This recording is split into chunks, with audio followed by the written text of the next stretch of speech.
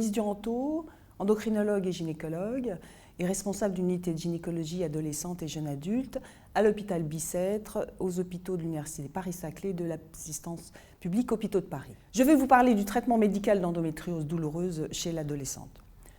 Je souhaiterais en préambule rappeler quelques notions relatives au diagnostic de l'endométriose chez l'adolescente. Il s'agit d'un diagnostic de présomption basé sur la clinique, en effet une dysménorrhée sévère résistante au traitement antalgique, entraînant un absentéisme scolaire et éventuellement associé à des signes digestifs et ou urinaires et fortement évocatrices. Des facteurs de prédisposition comme l'hérédité, une malformation utérovaginale sont à rechercher. Enfin, l'imagerie évocatrice représente le dernier élément du diagnostic positif. D'autre part, il est important de souligner qu'il n'y a pas de corrélation entre l'intensité du syndrome douloureux et l'étendue des lésions, qu'à ce jour, il n'y a pas d'argument pour suggérer une progression des lésions à long terme.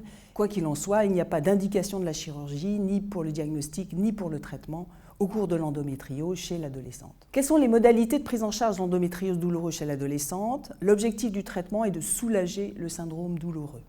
Le traitement antalgique représente donc une composante essentielle du traitement et repose sur l'efficacité des anti-inflammatoires non stéroïdiens pour leur effet antagoniste des prostaglandines.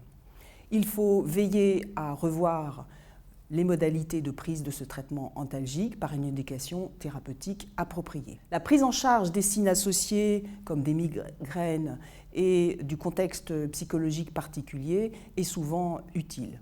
Dans l'idéal, la prise en charge doit être pluridisciplinaire. Quelles sont les indications du traitement hormonal au cours de l'endométriose chez l'adolescente?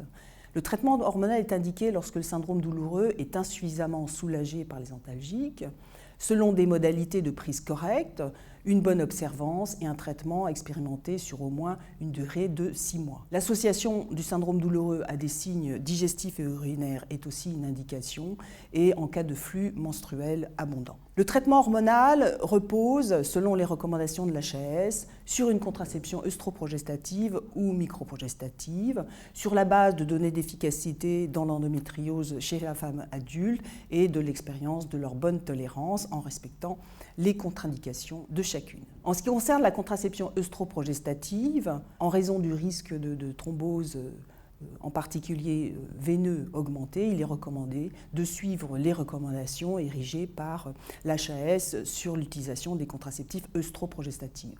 Quoi qu'il en soit, en pratique, la contraception œstroprogestative de deuxième génération, associant du lévonorgestrel ou du norgestimate, sera privilégiée.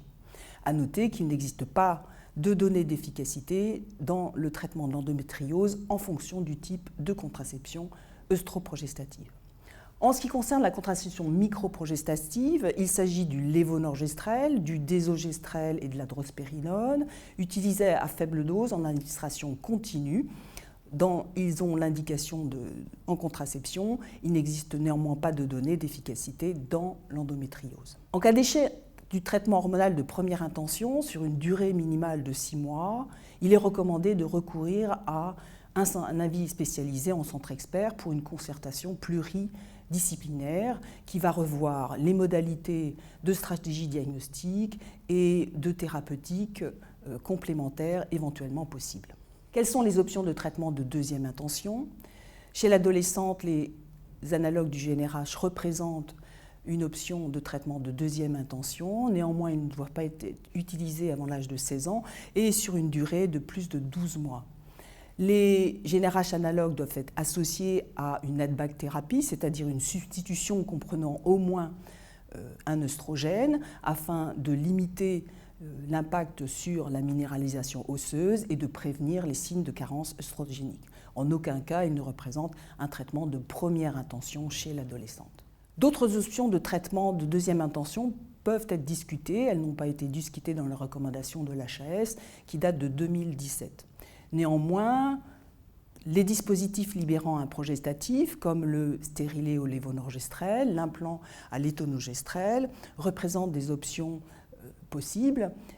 Ils ont l'indication en contraception. Il existe des données d'efficacité dans le traitement de l'endométriose chez la femme adulte et ils représentent donc une option intéressante chez des adolescentes souhaitant une contraception par ces méthodes. Le Dienogest à la dose de 2 mg est un progestatif qui a eu une indication AMM dans le traitement de deuxième intention de l'endométriose. Il n'y a pas de données d'efficacité chez l'adolescente, mais quelques données d'efficacité dans le traitement de la dysménorrhée sévère.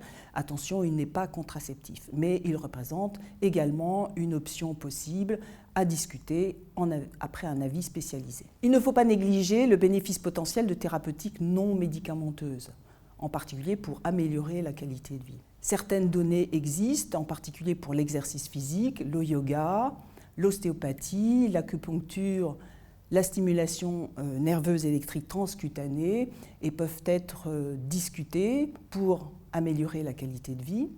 Il n'y a pas de données d'efficacité chez l'adolescente, mais leur indication peut être discutée au cours de l'évaluation pluridisciplinaire. Le choix de la thérapeutique dépendra des préférences de l'adolescente. En résumé, l'objectif du traitement d'endométriose douloureux chez l'adolescente est de soulager le syndrome douloureux. Le traitement antalgique doit être revu avec l'adolescente. Le traitement hormonal repose sur l'utilisation de la contraception œstroprogestative ou microprogestative. Elle est efficace dans la majorité des cas. Une prise en charge pluridisciplinaire est souhaitable. L'association à des thérapeutiques non médicamenteuses peut être utile pour améliorer la qualité de vie. Et en cas d'efficacité insuffisante de cette stratégie de première intention, il faut recourir à un avis en centre spécialisé. Quoi qu'il en soit, il n'y a pas d'indication de la chirurgie chez l'adolescente. Je vous remercie.